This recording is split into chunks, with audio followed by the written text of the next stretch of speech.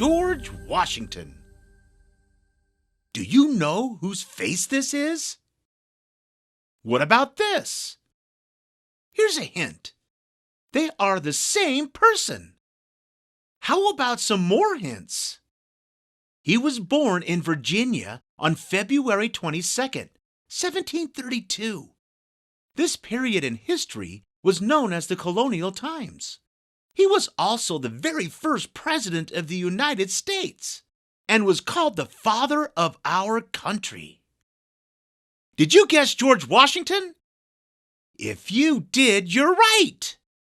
Now, let's find out some more things about George Washington. George Washington's dad died when George was only 11 years old. After his dad died, he moved in with his older brother Lawrence, who took care of him. Lawrence helped teach George to be a gentleman. He made sure George went to school where he was taught math and reading. George learned to work hard, to do well in school, and to make important contributions to America. At age 16, George got a job as a surveyor.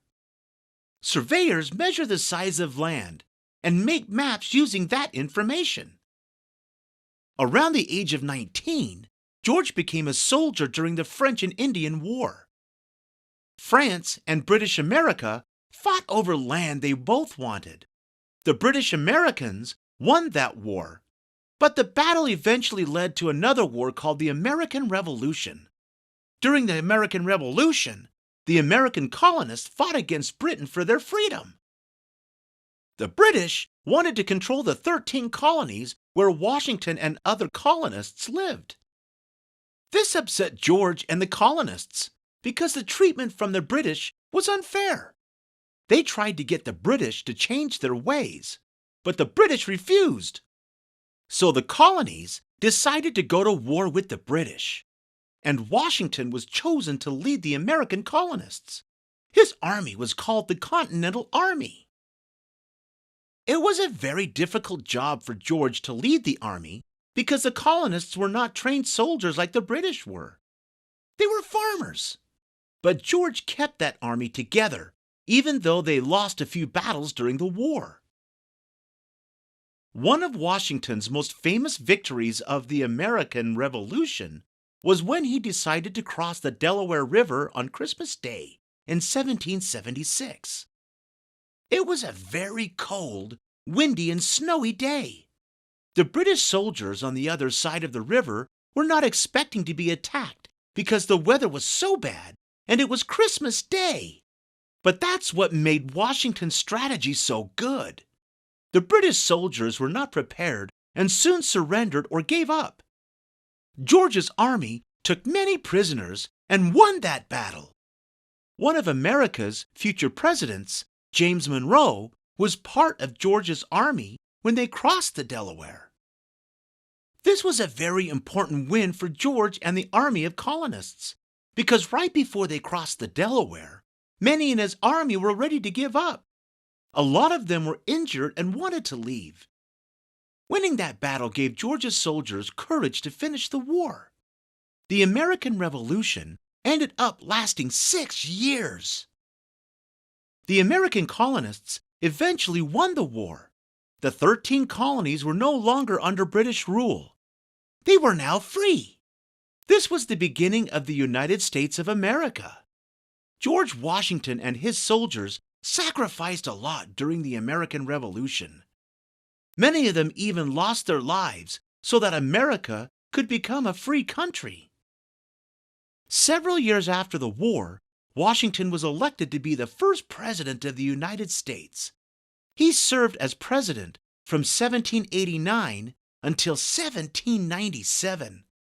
The government he helped create and guide followed the principles of the Constitution. Since George was the first president, he set the example for future presidents of how to lead America.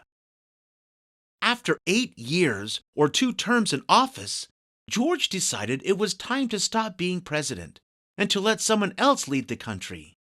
He thought that it was important that no one be president for too long so that they didn't become too powerful.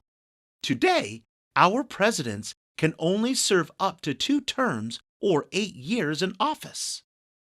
A few years after Washington left the office of president, he became very sick with a throat infection. On December 14, 1799, George Washington died. You may have heard the story about George Washington when, as a young boy, he cut down a cherry tree. When his dad asked him who did it, George said that he could not tell a lie, that he had cut it down.